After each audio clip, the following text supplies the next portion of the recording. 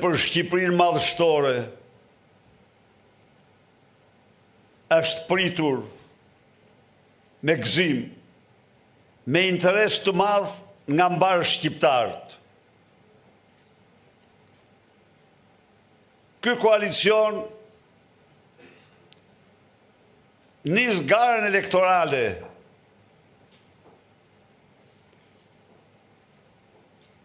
përballë një narkoregjimi i lidhur kokë këmbë, kokë xhep me krimin dhe korrupsionin. Por ky koalicion nis garën elektorale me një përsi të jashtëzakonshme morale. Prej 2 muajsh, Partia Demokratike dhe aleatë të saj kanë bërë fushat elektorale më të suksesshme në historinë e tyre jashtë vendit. Angazhimi i Partisë Demokratike dhe aleatëve të saj në fushat elektorale me shqiptarët jashtë vendit, shqiptarët në emigracion dhe diasporë,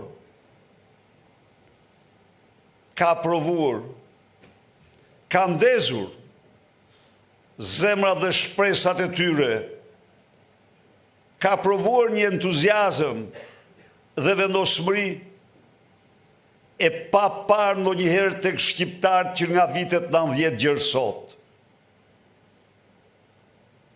Të dashur miq,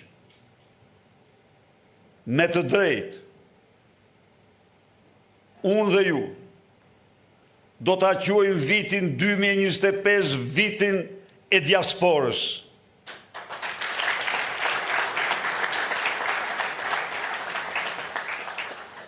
E meritojnë plotësisht ai reagimi tyre i fuqishëm,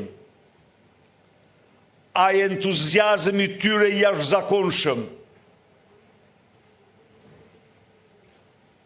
ajo vendosmëri e tyre e madhe për të marrë pjesë në zgjedhje dhe votuar opozitën, është dëshmi e një dashurie të paprekur të tyre ndaj Shqipërisë,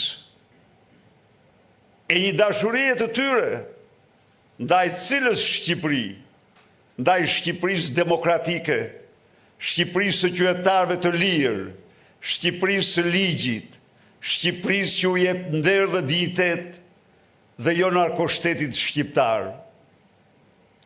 Për çmimi, për buzja që emigracioni dhe diaspora i bëri kreu të narkoshtetit e Edi Rama në takimet e tij, e detyroi atë të ndërpres ato takime. Akoma më keq përzun ata përfaqësuesit e tij me 5 mbiemra. Pra, viti 2025 është viti diasporës. Diaspora ka bërë zgjidhjen e saj të shpëtojë Shqipërinë.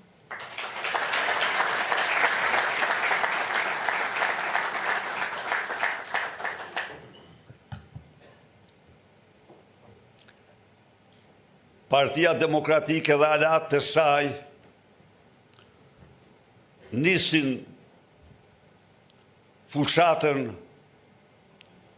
me një përsi të pakrahasueshme me kundërshtarin ton, padrinon e narkoshtetit dhe bandat e tij. I gjithë vullneti njerëzve të lirë, njerëzve dinjitoz, njerëzve që besojnë në ligjin dhe kushtetutën, njerëzve që besojnë në vlerat.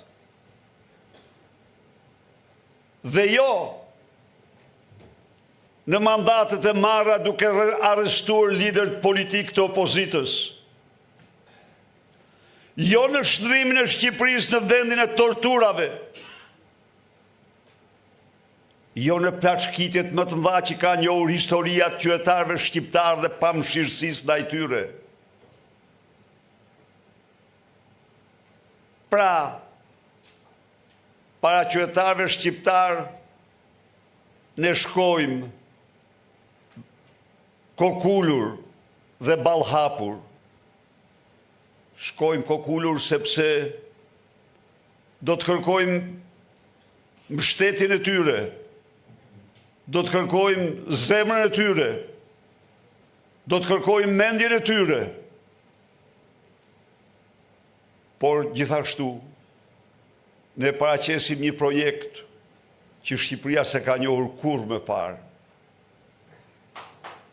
Kurrë.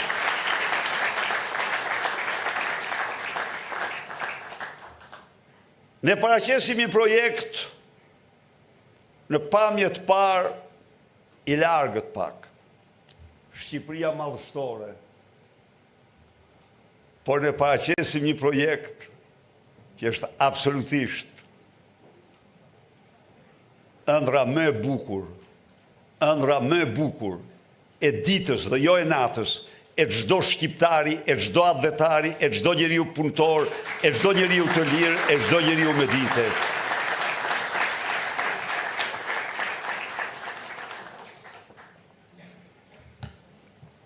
Çfarë paraqet para tjetër? Paraqet Hardhuc, paraqet Zhapi, paraqet Bretkoca, Zhaba, dhe tani sfundi i kanë ngel në gojë ku je kujtim, jepi ato musteqe ose bëj diçka me të se çmellet pas musteqeve tua burrë dhe ta. Ku e kam kujtimin? Ha, bravo.